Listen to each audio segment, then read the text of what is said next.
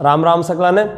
जैसा आप लोगों को विदित है कि जो भर्ती प्रक्रिया है राजस्थान पुलिस की वो मार्च के या अप्रैल के फर्स्ट वीक तक पेपर हो सकता है, तो उसी के अनुसार हम तैयारी करेंगे। पहले हम सोच रहे थे कि पेपर कब होगा कैसे नहीं, तो मैं जल्दी से जल्दी आपको रिवाइज करवाने की कोशिश करता हूं। आप ध्यान रखना, आज अपने टॉपिक पढ़ते हैं संत व संप्रदाय। संत व संप्रदाय, और संत व संप्रदाय का मैंने एक वीडियो पहले भी डाल रखा है, महत्वपूर्ण टॉपिक है, इसको थोड़ा ध्यान से सुन लेना आप सभी, ठीक है। तो संत व संप्रदाय में अपने बात करते हैं सबसे पहले दादू जी की। किसकी बात करेंगे? दादू जी की। दादू जी की बात करते हैं, उससे पहले मैं आपको बता देता हूं, उत्तर भारत में भक्ति आंदोलन के जनक अगर पूछे जाए तो आप रामानंद बताओगे। क्या बताओगे? रामानंद। और दक्षिण भारत में पूछा जाए तो रामानुज, क्योंकि दक्षिण में दया नहीं आएगा, दक्षिण में दया नहीं आएगा, तो उत्तर भारत में भक्ति आंदोलन के जनक रामानंद है और दक्षिण भारत में भक्ति आंदोलन के जनक रामानुज है। रामानंद के कुल 12 शिष्य थे, सभी अलग अलग जातियों के थे, जैसे संत पीपा राजपूत थे, सेना नाई था, सदना कसाई था, उसके बाद में बात करते हैं अपने रैदास चमार जाति का था, ठीक है। तो अपने यहाँ पर संत दादू के बारे में बात करते हैं। दादू दयाल जी, जिन्हें राजस्थान का कबीर कहा जाता है, राजस्थान का कबीर कहा जाता है संत दादू दयाल जी को। इनका जन्म हुआ था 1544 ईस्वी में, 1544 ईस्वी में हुआ था जन्म अहमदाबाद में। कहाँ हुआ था? अहमदाबाद में जन्म हुआ था। संत दादू दयाल जो है इनका जन्म 1544 ईस्वी में हुआ था। और याद कीजिए 5 जनवरी 1544 ईस्वी को गिरी सुमेल या जैतारण का युद्ध हुआ था, जिसमें मालदेव और शेरशाह सूरी दोनों युद्ध करते हैं। उसके जैता हुआ कुंपा वीर गति को प्राप्त होते हैं, मालदेव चला जाता है छोड़कर, ठीक है, सिवाना दुर्ग की ओर। संत दादू जी के माता पिता कौन थे, या इनके बारे में कहते हैं कि किस जाति के थे, विद्वानों में मतभेद है। ये एक बार कहते हैं कि नदी में बहकर आए, तो इनको लोदीराम नामक एक ब्राह्मण था, लोदीराम नामक ब्राह्मण, तो इसके द्वारा इनका पालन पोषण किया गया। 7 वर्ष की आयु में ब्याह कर दियो। ब्याह कितना वर्ष की आयु में करियो? 7। आज बागड़ी में पढ़ो थे। 7 वर्ष की आयु में ब्याह कर दिया इनका।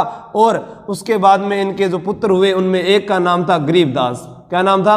गरीबदास। एक का नाम था मिस्किन दास, मिस्किन दास। पुत्री का नाम था शोभा कुंवरी, शोभा कुंवरी। और एक बेटी का नाम था रूप कुंवरी, रूप कुंवरी, ठीक है। उसके बाद में ये क्या है कि 11 वर्ष की आयु में, 11 वर्ष की आयु में इनको एक गुरु मिले जिनका नाम था बुड्ढन जी, बुड्ढन जी, या जिनको बोलते हैं ब्रह्मानंद, ब्रह्मानंद बोलते हैं, या उन्हीं को बोलते हैं वृंदानंद, वृंदानंद, ठीक है। ये इन्हीं के गुरु का एक ही नाम है जो अलग अलग किताबों में आपको अलग अलग मिल सकता है।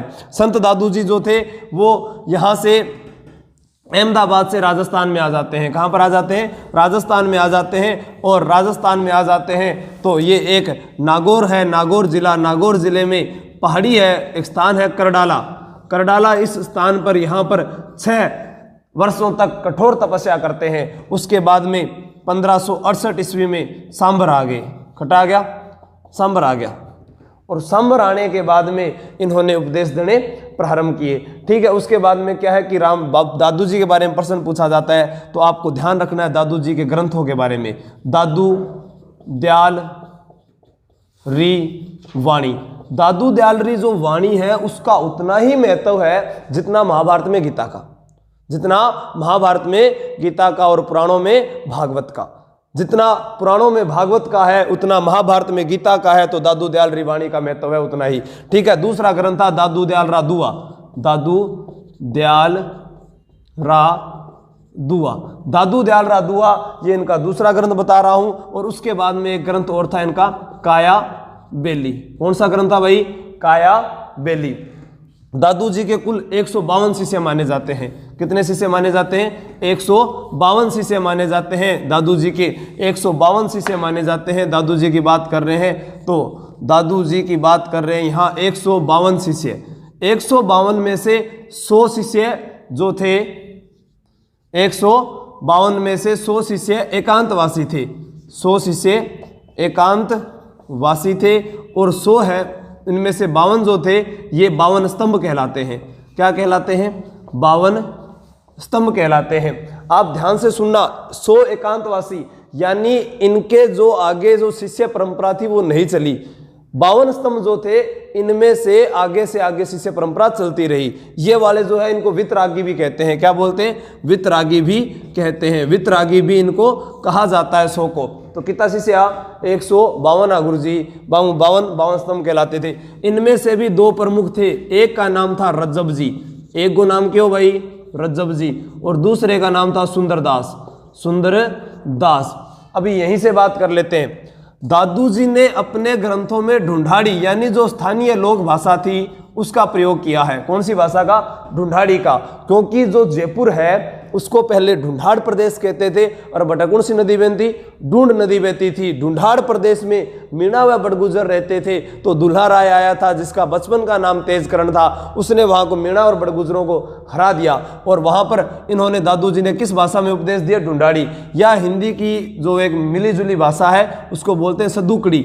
सदुकड़ी, ठीक है। तो ढूंढाड़ी बोली और सदुकड़ी भाषा दोनों को आप ध्यान रखना यहाँ पर। और दादू जी जो है इनके अनुयायियों की खास बात बताते हैं। एक तो वो कभी माथे पर तिलक नहीं लगाते, दूसरी कोई गला में कोई पाखंड डालो, कोई माड़ा मूड़ा कौन पहरे, एक बात चोटी चुट्टी कौन रखे, दूसरे ये वो क्या बोलते हैं इनको कि इनमें आजीवन अविवाहित रहते हैं। दादू पंथी वाले अविवाहित रहते हैं, विवाह नहीं करते और ना ही मृत्यु के बाद में किसी को दफनाते हैं ना ही जलाते हैं। एक चारपाई पर ले जाकर कहीं जंगलों में छोड़ आते हैं ताकि भूखे जीव जंतु जो है वो अपना भोजन कर सके। ठीक है। तो दादू जी को भी अंतिम समय में जब इनकी मृत्यु हुई थी नरेणा या नारायणा वहां पर उनको छोड़कर आ गए थे और जीव जंतुओं के लिए भोजन करने के लिए छोड़ दिया था। तो ध्यान रखना दादू जी की जो मृत्यु हुई वो कहाँ पर है? नरेणा या नारायणा। ये स्थान वर्तमान में कहाँ है? दुद्दू के पास है, जयपुर जिले में। दुद्दू के पास है, जयपुर जिले में है। थोड़ा मैं आपको तेज गति से पढ़ा रहा हूँ क्योंकि समय का अभाव है, तो आप इस चीज़ को रिकॉर्ड कीजिए और इसको याद करने की कोशिश कीजिए। दादू जी का जन्म पूछा जाए तो फाल्गुन शुक्ल अष्टमी को हुआ था। फाल्गुन शुक्ल अष्टमी को हुआ था 1544 ईस्वी में, गुजरात में हुआ था। 1544 ईस्वी में अहमदाबाद गुजरात में हुआ था। दादू जी के अपने शिष्यों की बात कर रहे हैं। किसकी बात कर रहे हैं? शिष्यों की बात कर रहे हैं। रज्जब जी और सुंदरदास जी की बात कर रहे हैं। तो इनके बारे में भी बता देता हूँ, थोड़ी थोड़ी जानकारी अपने यहीं पढ़ते रहेंगे। रज्जब जी का जन्म सांगानेर में हुआ। खटोयो सांगानेर। सांगानेर पृथ्वीराज कछुआ ने अपने पुत्र के नाम पर सांगानेर बसाया था। खानवा के युद्ध में जो गया था, राणा सांगा का साथ देता है, उसकी वीरता से प्रभावित होकर सांगानेर बसाता है। यहाँ पर राजस्थान का पहला अंतर्राष्ट्रीय हवाई अड्डा बना हुआ है। सांगानेरी प्रिंट प्रसिद्ध है जिसमें काले व लाल रंग का प्रयोग किया जाता है। सांगानेरी प्रिंट है, बगरू प्रिंट है जो अजमेर रोड पर बना हुआ है, बगरू प्रिंट, उनके बारे में भी बात करेंगे अपने। तो रज्जब जी ने 2 ग्रंथ लिखे हैं। एक का नाम है सर्वज्ञी। क्या है? सर्वज्ञी। और एक का नाम है रज्जब वाणी। जो आजीवन दूल्हे के वेश में रहे, आजीवन दूल्हे के वेश में रहे, उनका नाम क्या है? रज्जब जी। वो कि इनके फेरे हो रहे थे तो दादू जी चल गया, ठीक है, उसी समय इनको मौत से बचा लिया। यानी जो शादी की दिशा में जा रहे थे उस दिशा से इनको बचा लिया और आजीवन दूल्हा के वेश में रह गए। दादू पंथ अपना लिया था इन्होंने और उसके बाद में यहीं रहे थे। ठीक है। दादू जी सांबर में कद आया? 1568 में आया। कद आया? 1568 में आए थे। गुरु का नाम वृदानंद था। बेटी 2 थी, शोभा कुंवरी और रूप कुंवरी। 2 पुत्र गरीबदास और मिस्किनदास जी। ठीक है। सुंदरदास जी, इनका जन्म हुआ था दौसा में। कहाँ पर हुआ था? दौसा में जन्म हुआ था इनका। खंडेलवाल महाजन वैश्य परिवार में हुआ था। इनका स्मारक बना हुआ है। सुंदरदास जी का स्मारक जो है वो है, स्मारक जो बना हुआ है वो है गेटालोव दौसा में। कहाँ पर है? गेटालोव दौसा में बना हुआ है। स्मारक कहाँ पर है? गेटालोव दौसा में बना हुआ है। इनकी रचनाएं बावनी, ज्ञान समुंदर, ज्ञान सवैया, ये सारे ज्ञान सुंदर, ये सारे ग्रंथ सुंदरदास जी के हैं। लेकिन सर्वज्ञी और रज्जबवाणी रज्जब जी की है। ठीक है। और बात करते हैं कि दादू दयाल जी के जो सत्संग स्थल है वो क्या कहलाते हैं, उनके बारे में बात करें। दादू द्वारे और अलख दरीबा। अलख दरीबा। दादू द्वारे जो है वो कहलाते हैं अनुयायियों के निवास स्थान। क्या कहलाते हैं? निवास स्थान। और अलग दरीबा है दादू जी का सत्संग स्थल। दादू जी का सत्संग स्थल। थोड़ा आपको मुश्किल लगेगा क्योंकि विषय ही ऐसा है भाई, इसमें क्या करें भाई। दादू द्वारे जो है उनके अनुयायियों के निवास स्थान है। अलख दरिबा जो है दादू जी का सत्संग स्थल कहलाता है। ठीक है। और दादू जी के बाद में ये दादू संप्रदाय जो है वो 5 भागों में विभक्त हो गया। कितने भागों में? 5 भागों में। एक का नाम था खालसा। खालसा 1 नंबर, 2 नंबर पर विरक्त, 3 नंबर पर उत्तरादे, उत्तरादे या जिसे बोलते थे स्थानधारी, स्थानधारी।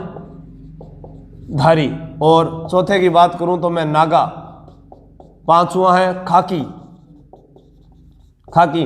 प्रश्न आवे गुरुजी दादू जी की अकबर की मुलाकात कब हुई? अरे जब दादू जी की मुलाकात होती है उसी समय महाराणा प्रताप 1585 ईस्वी में, देखो प्रश्न आता है दादू जी के समकालीन जयपुर में राजा कौन थे? मान सिंह। कौन थे? मान सिंह।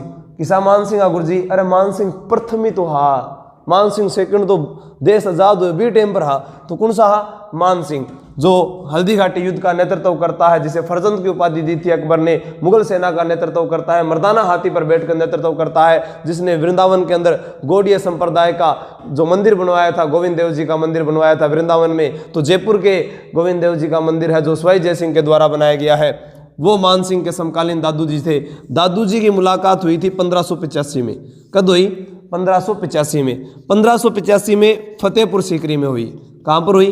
फतेहपुर सीकरी में। और फतेहपुर सीकरी में ही है शेख सलीम चिश्ती की दरगाह। किसकी दरगाह है? शेख सलीम चिश्ती की दरगाह है, जहां अकबर जियारत करने के लिए गया था। और जब जहांगीर पुत्र रत्न के रूप में प्राप्त हुआ तो उसका नाम सलीम रखा था। शेख सलीम चिश्ती के कारण जहांगीर को शेखू बाबा भी कहते थे। यहां मुलाकात हुई फतेहपुर सीकरी में दादू की और अकबर की 1585 में। तो अकबर ने दादू जी से प्रभावित होकर किस पर प्रतिबंध लगाया था? गो हत्या पर।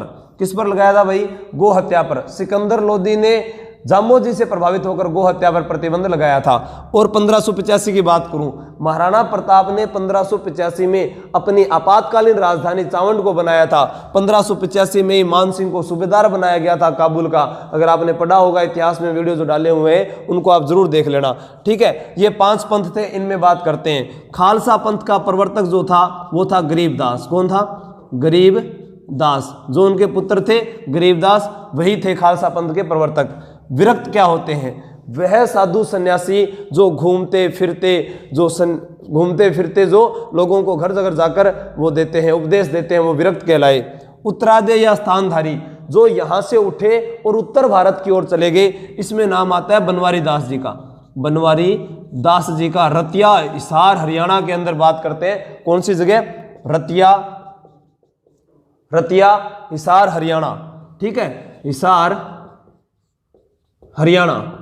ठीक है। नागा साधु, इसका प्रचलन किया था सुंदरदास जी ने। सुंदरदास जी ने किया था। और खाकी, जो बड़ी बड़ी जटाएं रखते हैं और शरीर पर भस्म लगाते हैं, वो खाकी कहलाते हैं।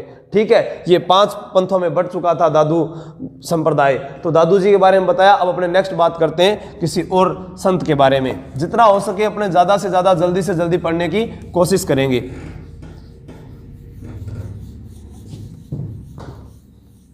अगर कोई बात छूट भी गई तो उसके बारे में डिटेल से मैं दूसरा वीडियो बनाऊंगा। ये तो आप बस सिर्फ वो है कि दिमाग को रिवाइज करते रहे फटाफट कितना हो सकता है।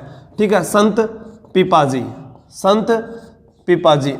संत पीपाजी बचपन को नाम मांगो प्रताप सिंह हो। क्या नाम हो? प्रताप सिंह। संत पीपाजी के बचपन का नाम क्या था? प्रताप सिंह था। और पीपाजी को जन्म हुए गागरोन दुर्ग में। खटो हो गागरोन दुर्ग में, जो राजस्थान में ओदक दुर्ग कहलाता है। क्या कहलाता है? ओदक या जल दुर्ग कहलाता है। क्या कहलाता है? जल दुर्ग। यानी आहू प्लस काली सिंध नदियों के संगम पर है। आहू प्लस काली सिंध नदियों के संगम पर है। आपका समय बहुत ज़्यादा जरूरी है और आप इस पर ना बातें ना करें और अपने नोट्स तैयार करें। ठीक है ना। जो आप कमेंट पर बातें कर रहे हो ये इसको ध्यान से पढ़ो। इधर गागरोन दुर्ग, ओदक दुर्ग, जल दुर्ग आहू प्लस काली सिंध नदियों के संगम पर बना हुआ है। यहाँ पर संत पीपाजी ने क्या किया?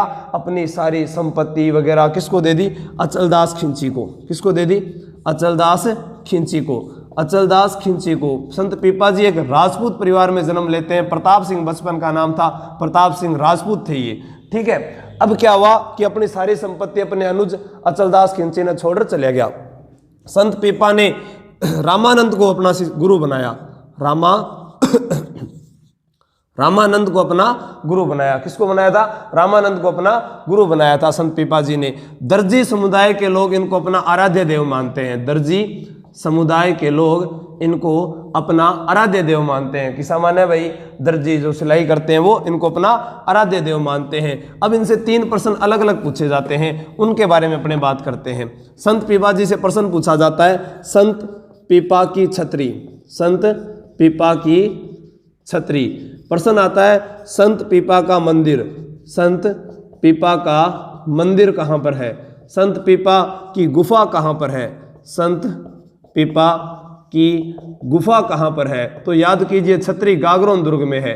कहाँ पर है? गागरोन दुर्ग, जिसका निर्माण डोड राजा बिजल देव के द्वारा करवाया गया था। यहाँ पर 2 साके हुए थे, 1423 में, 1444 में। जब हम राजस्थान का अध्ययन करते हैं, गंगानगर, बीकानेर, जैसलमेर, बाड़मेर, जालोर, सिरोही, उदयपुर, डूंगरपुर, बांसवाड़ा, प्रतापगढ़, चित्तौड़गढ़, भीलवाड़ा, कोटा, झालावाड़ की ओर आते हैं, तो झालावाड़ है जो 14 नंबर पर आएगा। कितने नंबर पर आएगा? 14 नंबर पर आएगा। और 1423 में पहला साका हुआ था, दूसरा साका 1444 ईस्वी में हुआ था। तो आप इसको याद कर सकते हैं। संत पीपा का मंदिर, संत पीपा का मंदिर जो है वो है समदड़ी गांव बाड़मेर में। कहाँ पर है? समदड़ी गांव बाड़मेर में। समदड़ी गांव कहाँ पर है भाई? बाड़मेर जिले में है। और बाड़मेर से एक प्रश्न और याद आ गया, वो पहले मेरे से गलत बोला गया था कि गैर नृत्य है जो नगाना गांव में नहीं है, कनाना गांव में है। वो बहुत बढ़िया लोगों ने रिप्लाई किया, कनाना गांव। कनाना गांव यहाँ का गैर नृत्य प्रसिद्ध है, जो मैंने आप लोगों को बता दिया था कि वो कटे हुए नगाना गांव, वहां सिर्फ नागणेची माता की मूर्ति है जो दूहड़ लेके आए थे। संत पीपा की गुफा है टोडा रायसिंह टोंक। टोडा रायसिंह टोंक। टोडा रायसिंह टोंक। और टोंक के अंदर ही जन्म हुआ था धन्ना जी का। किनका जन्म हुआ था? धन्ना जी का जन्म हुआ था टोंक के अंदर। ठीक है, धुवन जगह है, वहां पर धन्ना जी का जन्म हुआ था। टोंक के अंदर जाट थे, धन्ना जी जाट। तो अपने और बात करते हैं अभी। प्रश्न आता है, एक राजस्थान का नरसिंह किसे कहते हैं? राजस्थान का नरसिंह किसे कहते हैं? तो उत्तर होगा संत दुर्लभ जी। संत दुर्लभ जी। तो राजस्थान का नरसिंह किसे कहते हैं? संत दुर्लभ जी को कहते हैं। ठीक है, राजस्थान की राधा। राजस्थान की राधा। राजस्थान की राधा कहते हैं मीराबाई को। किसको कहते हैं? मीराबाई को कहते हैं। तो राजस्थान की मीरा गौरीबाई को कहते हैं। किसको कहते हैं? गौरीबाई को कहते हैं। गौरीबाई ने बागड़ प्रदेश में श्री कृष्ण की भक्ति की थी। किस प्रदेश में की थी? श्री कृष्ण की भक्ति बागड़ प्रदेश में की थी गौरीबाई ने। ठीक है, उसके अलावा बात करते हैं संत मीराबाई की। देखो, मीराबाई के बारे में अगर मैं बात करूं तो मीराबाई का जन्म हुआ था कुड़की गांव पाली में। कहां पर हुआ था? कुड़की गांव पाली में हुआ था। कुड़की गांव पाली में जन्म हुआ था। बचपन का नाम पेमल दे था। बचपन का नाम पेमल दे था। बचपन का नाम पेमल दे था। पिता का नाम रतन सिंह राठौड़ था। पिता का नाम रतन सिंह राठौड़ था। दादा का नाम राव दूधा था। दादा का नाम राव दूधा था। दादा का नाम क्यों? राव दूधा था। चाचा का नाम वीरमदेव था।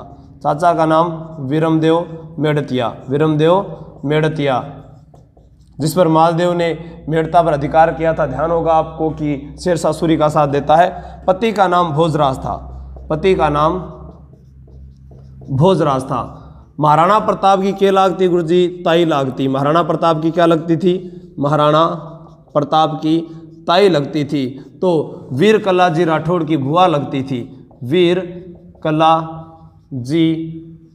कला जी राठौड़ की भुआ लगती थी। क्या लगती? मीराबाई वीर कला जी राठौड़ की भुआ लगती थी। मीराबाई ने श्री कृष्ण की भक्ति की है। किसकी भक्ति की है? श्री कृष्ण की भक्ति की है। कौन सा भाव था? श्री कृष्ण के प्रति माधुर्य भाव की भक्ति की है। मारो तो गिरधर गोपाल, यानी माधुर्य भाव की भक्ति की है। मीरा ने एक संप्रदाय चलाया था जिसका नाम था दास दासी संप्रदाय। दास दासी संप्रदाय चलाया था। दास दासी संप्रदाय किसने चलाया है? मीरा ने चलाया है, दास दासी संप्रदाय। मीराबाई जो है इनके गुरु का नाम संत रैदास था, गुरु का नाम संत रैदास था। संत रैदास रामानंद के ही शिष्य हैं जो बनारस से यहाँ पर आए थे। संत रैदास रामानंद के ही शिष्य हैं जो बनारस से आए थे। चमार जाति के हैं संत रैदास और इनकी छतरी चित्तौड़गढ़ दुर्ग में बनी हुई है। मीराबाई का मंदिर चित्तौड़गढ़ दुर्ग में बना हुआ है। मीरा जिस श्री कृष्ण की प्रतिमा की पूजा किया करती थी वो काले रंग की मूर्ति जगत शिरोमणि मंदिर में बनी हुई है, क्योंकि मानसिंह और कनकावती जो है उनका एक पुत्र था जगत सिंह प्रथम, उसकी अल्पायु में मृत्यु हो गई और उसकी अल्पायु में मृत्यु होने के कारण उसको आमेर के अंदर उसकी मूर्ति लगाई गई और वहीं पर मीराबाई का मंदिर बनाया हुआ है, वहां पर श्री कृष्ण प्रतिमा स्थापित की गई और वो जगत शिरोमणि का मंदिर कहलाता है। मीराबाई ने अपना अंतिम समय द्वारिका गुजरात में बिताया था। कहां पर बिताया था? द्वारिका गुजरात में बिताया था और यहीं पर इनकी मृत्यु हो गई थी। कृष्ण प्रतिमा के अंदर विलीन हो गई थी मीराबाई। मीराबाई के निर्देशन में रत्ना खाती ने एक ग्रंथ लिखा है नरसी जीरो मायरो, रत्ना खाती ने लिखा है। मीराबाई ने लिखा है मीरा पदावली। क्या लिखा है? मीरा पदावली, नरसी जीरी हुंडी, मीरा गीतावली। कुछ किताबों में गीत गोविंद भी दिया होता है और इनके निर्देशन में लिखा है रत्ना खाती ने जो लिखा है उसका नाम है नरसी जीरो मायरो। ब्रज भाषा में लिखा गया है। मीराबाई को इनके जो देवर थे विक्रमादित्य के द्वारा जहर दिए जाने की भी कोशिश की गई थी। भोजराज की मृत्यु विवाह के 7 वर्ष बाद हो जाती है। भोजराज जो इनके पति है वो राणा सांगा, भोजराज जो है वो राणा सांगा के बड़े पुत्र थे। राणा सांगा के 4 पुत्रों का उल्लेख करते हैं, भोजराज, रतन सिंह, विक्रमादित्य और उदय सिंह महाराणा प्रताप के पिता है। ठीक है, तो भोजराज के साथ विवाह हुआ था। 7 वर्ष की आयु में भोजराज की मृत्यु हो जाती है। राणा सांगा है जो खानवा के युद्ध में वीरगति को प्राप्त हो जाते हैं, तो मीरा कृष्ण भक्ति में लीन हो जाती है और उसी के साथ में ये प्रतिमा में विलीन हो जाती है। तो राजस्थान की राधा मीराबाई को कहते हैं, तो राजस्थान की मीरा गौरीबाई को कहते हैं। नेक्स्ट बात अपने और करते हैं कर्माबाई जाट की। थाली भरकर लाई रखी चढ़ो। ठीक है, वो गाना सुना होगा आपने। कर्माबाई की बात करते हैं। किसकी बात करेंगे? कर्माबाई की। इनका जन्म नागौर में हुआ था। कहां पर हुआ था? नागौर में इनका जन्म हुआ था। नागौर में जन्म हुआ था। इन कर्माबाई ने क्या किया था? भगवान जगन्नाथ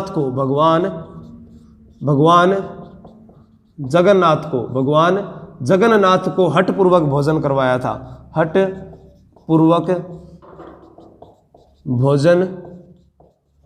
भगवान जगन्नाथ को क्या करवाया था भाई?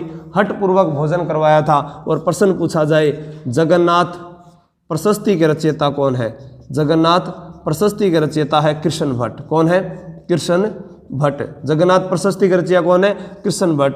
यानी जग तो है जो कृष्ण का निराला है, तो जगन्नाथ प्रशस्ति के रचयिता कृष्ण भट्ट है। कर्माबाई जाट ने भगवान जगन्नाथ को हठपूर्वक भोजन करवाया था। फिर अपने बात करते हैं संत मावजी की बात करते हैं। संत मावजी का जन्म हुआ था साबला गांव डूंगरपुर में इनका जन्म हुआ था। डूंगरपुर में बागड़ प्रदेश के अंदर कृष्ण भक्ति के उपदेश दिए। बागड़ प्रदेश में कृष्ण भक्ति के उपदेश दिए और संत मावजी ने सोम माही जाखम का जो त्रिवेणी संगम होता है, सोम माही जाखम का जो त्रिवेणी संगम होता है, यहाँ पर चोपड़ा ग्रंथ लिखा था। किसको ग्रंथ लिखे हो रहा है? चोपड़ा ग्रंथ। देखो आप इसको शेयर कर दीजिए, सारी चीजें आज ही बता दूंगा मैं आपको, ज्यादा से ज्यादा लिख लीजिए। चोपड़ा ग्रंथ लिखा था और चोपड़ा ग्रंथ लिखा था सोम माही जाखम का त्रिवेणी संगम जो होता है वो नवाटापुरा में होता है। कहाँ होता है? नवाटापुरा में होता है। वेणेश्वर धाम पर मेला भरता है। वेणेश्वर धाम का मेला भरता है। वेणेश्वर धाम है जिसे आदिवासियों का कुंभ कहा जाता है। क्या कहा जाता है? वागड़ का कुंभ कहा जाता है, आदिवासियों का कुंभ कहा जाता है। वेणेश्वर धाम नवाटापुरा में माघ पूर्णिमा को मेला भरता है। कद मेड़ो भरे गुरु जी? माघ पूर्णिमा में भरे, लिख ले चुपचाप। ठीक है, कद भरे? माघ पूर्णिमा में मेड़ो भरे। संत मावजी का जन्म कहाँ पर हुआ था? साबला गांव डूंगरपुर में हुआ था। सोम माही जाखम के त्रिवेणी संगम पर माघ पूर्णिमा को मेला भरता है। नवाटापुरा वैष्णव वेणेश्वर धाम का मेला भरता है। ठीक है, इन्होंने यहाँ पर चोपड़ा ग्रंथ लिखा था, कृष्ण भक्ति के उपदेश दिए थे। उसके बाद अपने बात करते हैं जो राजस्थान में एक प्रश्न पूछा जाता है, संत हरिदास जी, हरिदास जी, संत हरिदास जी जो है इनके बारे में प्रश्न पूछा जाता है कि इनको क्या कहते हैं। ये पहले डकैत थे और बाद में ये महात्मा के उपदेश सुनने के बाद में संत बने थे, इसलिए इन्हें बोला जाता है कलयुग का वाल्मीकि। कलयुग का वाल्मीकि कहा जाता है। कलयुग का क्या कहा जाता है? वाल्मीकि कहा जाता है, यानी संत हरिदास जी है। और एक आता है संत हरिराम दास जी, वो रामसनेही संप्रदाय में संबंधित है, उसके बारे में बात कर लेते हैं। रामसनेही संप्रदाय की बात आ गई तो यही बात कर लेते हैं। देखिए, रामसनेही संप्रदाय, रामसनेही संप्रदाय की राजस्थान में प्रमुख पीठ शाहपुरा भीलवाड़ा में है। कहाँ पर है? शाहपुरा भीलवाड़ा में है। रामसनेही संप्रदाय के जो अनुयायी होते हैं वो गुलाबी वस्त्र पहनते हैं। कौन सा वस्त्र पहनते हैं? गुलाबी वस्त्र पहनते हैं। इसके जो प्रमुख संस्थापक है उनका नाम है रामचरण जी। क्या नाम है? रामचरण जी। बचपन का नाम रामकिशन था, पिता का नाम बख्त राम है, और माता का नाम देवजी है। माता का नाम क्या है? देवजी है। पिता का नाम क्यों? रामचरण जी। पिता का नाम बख्त राम और माता का नाम देवजी है। ठीक है, रामसनेही संप्रदाय है। इनकी भी कुल अलग अलग पीठें हैं। जैसे एक पीठ इनकी सिंहथल में है। कहाँ पर है? सिंहथल बीकानेर में है। एक पीठ इनकी नागौर में है, रेण नामक स्थान पर, नागौर में है। कटा भाई, नागौर में है। एक है इनकी सिंहथल, रेण आ गई खेड़ापा जोधपुर में। अब कोई ऐसे सोचेगा कि गुरुजी सारी चीज एक साथ कौन बता रहा, जितना दिमाग में आ रहा है तेज गति से बताया जा रहा हूँ। सिंहथल बीकानेर में है। जो हरिराम दास जी है उन्होंने एक ग्रंथ लिखा था निशानी। कौन सा ग्रंथ लिखा था? निशानी। और उन्होंने गुरु को जो स्थान दिया है पारस पत्थर से भी ऊंचा दिया है। किससे ऊंचा दिया है? पारस पत्थर से भी ऊंचा दिया है। रेण नागौर में, यहाँ पर तो हरिराम दास जी नाम याद रखना, हरिराम दास जी। यहाँ पर आएंगे दरियाव जी। यहाँ पर आएंगे रामदास जी। तो दरियाव जी जो है उन्होंने बताया था राम के बारे में, हिंदुओं का राम है, मुसलमानों का मोहम्मद है। हरिराम दास जी की प्रसिद्ध रचना है उसका नाम है निशानी, जिसमें प्राणायाम और समाधि के योग तत्वों का उल्लेख किया गया है। रामचरण जी की जो रचना है वो है ब्रज भाषा में लिखी हुई अरण भवानी ग्रंथ। कौन सा है? अरण भवानी ग्रंथ ब्रज भाषा में लिखा हुआ है। शाहपुरा भीलवाड़ा में फूल डोल मेला भरता है, और ये मेला भरता है चैत्र कृष्ण एकम से पंचमी तक मेला भरता है। चैत्र कृष्ण एकम से पंचमी तक का जो मेला भरता है वो रामसनेही संप्रदाय का फूल डोल मेला है। इसके अलावा और बात करते हैं, अपने संत जसनाथ जी की बात करते हैं। बाकी जो बातें रह जाएगी मैं आपको बाद में आराम से बता दूंगा कि इनका रामचरण जी का जो जन्म हुआ था वो सोडा गांव जयपुर के अंदर हुआ था। सारी बातें जो जैसे जैसे दिमाग में आएगी थाने में बताए रखूंगा। ठीक है, तो आपने बात करते हैं जसनाथ जी की। मुख्य बातें अपने आज ही पढ़ लेते हैं जसनाथ जी की। जसनाथ जी का जन्म कतरियासर में हुआ था। कहाँ पर हुआ था? कतरियासर में हुआ था। कतरियासर बीकानेर में है। कहाँ पर है? बीकानेर में है। जसनाती संप्रदाय के लोग कुल 36 नियम मानते हैं। कितने नियम मानते हैं? 36 नियम मानते हैं। और जसनाती संप्रदाय के जो लोग हैं वो 36 नियम मानते हैं। इनको ये कतरियासर में 500 बीघा जमीन दान दी थी। कितने बीघा? 500 बीघा जमीन दान दी थी। 500 बीघा जो जमीन है वो सिकंदर लोदी ने दी थी। किसने दी थी भाई? सिकंदर लोदी ने दी थी। सिकंदर लोदी वो सिकंदर लोदी था जिसने शहर आगरा बसाया था। सिकंदर लोदी वो सिकंदर लोदी था जिसने जाम्बोजी से प्रभावित होकर गो हत्या पर प्रतिबंध लगाया था। गुलरुखी नाम से कविताएं लिखा करता था। वास्तविक नाम इसका निजाम शाह था। सिकंदर लोदी लोदी वंश का था जिसके संस्थापक बहलोल लोदी थे, फिर सिकंदर लोदी, फिर इब्राहिम लोदी जो बाबर के साथ युद्ध करते हुए मारा गया था। यहाँ 500 बीघा जमीन दान दी थी। और इनके जो अनुयायी है वो काला धागा बांधते हैं। कौन सा धागा बांधते हैं? काला धागा बांधते हैं। भूगर्भ में समाधि लेते हैं। भूगर्भ में समाधि लेते हैं। भगवा वस्त्र पहनते हैं। और जाल वृक्ष तथा मोर पंख को पवित्र मानते हैं। जसनाती संप्रदाय में परमहंस वे लोग कहलाते हैं जो इस संसार से चले गए, वो परमहंस कहलाए। क्या कहलाए? परमहंस। जैसा जाम्बोजी वाले में है गोपालवास, जाम्बोजी ने संसार को गोपालवास नाम दिया था। गोपालवास का मतलब होता है अस्थायी निवास, अस्थायी निवास। परमहंस जो इस संसार से चले गए, जो इस संसार से चले गए, जो इस संसार से चले गए, वो क्या कहलाए? परमहंस कहलाए। ठीक है, वीडियो ज़्यादा मोटा तो कौन हो रही है, चालवा दो फिर। जो इस संसार से चले गए वो परमहंस कहलाए। जसनाथ जी के जो ग्रंथ है उनमें नाम आता है सिंभू दड़ा। क्या नाम आता है? सिंभू दड़ा। और एक ग्रंथ है कोड़ा ग्रंथ, ये इनके ग्रंथ है। गोरख मालिया नामक पहाड़ी पर तपस्या की थी, गोरख मालिया नामक पहाड़ी पर तपस्या की थी। 24 वर्ष की आयु में समाधि ले लेते हैं, 11 वर्षों तक तो कहते हैं यहाँ पर तपस्या ही करिए। ठीक है, जसनाती संप्रदाय के लोग हैं जो अग्नि नृत्य करते हैं। कौन सा नृत्य करते हैं? अग्नि नृत्य करते हैं। अग्नि नृत्य करते समय फतेह फतेह का उच्चारण करते हैं। क्या करते हैं? फतेह फतेह बोलते हैं, फायरे फायरे नहीं बोलते। फतेह फतेह बोलते हैं, फायरे फायरे नहीं बोलते। फायरे फायरे तो भीलों का रणघोष है। जब जद बाबर कोई आक्रमण करे नहीं, जद भी बोला रो बारह मार दियो रे मार दियो, यानी जब भीलों पर जब आक्रमण करते हैं तो वो फायरे फायरे बोलते हैं और अपने 12-12 बोला। हाँ, 500 बीघा जमीन सिकंदर लोधी ने दी थी।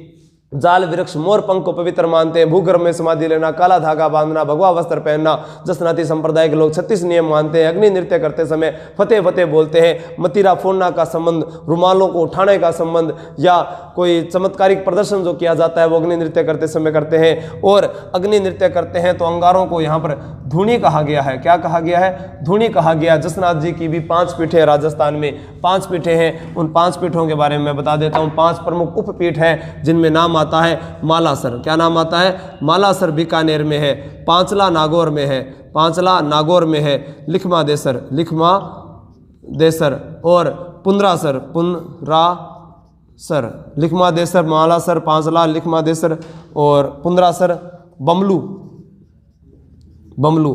तो ये 3 और 4 तो है बीकानेर में, और पांचला वाली कहाँ पर है? नागौर में है। तो ये आप याद कर लेना। जसनाथ जी के बारे में आपको मैंने बताया है। कतरियासर में 500 बीघा जमीन जिसने दी थी, वो चीज़ भी ध्यान रखना। उसके बाद में अपने बात करते हैं चरणदास जी की। चरणदास जी की बात करते हैं।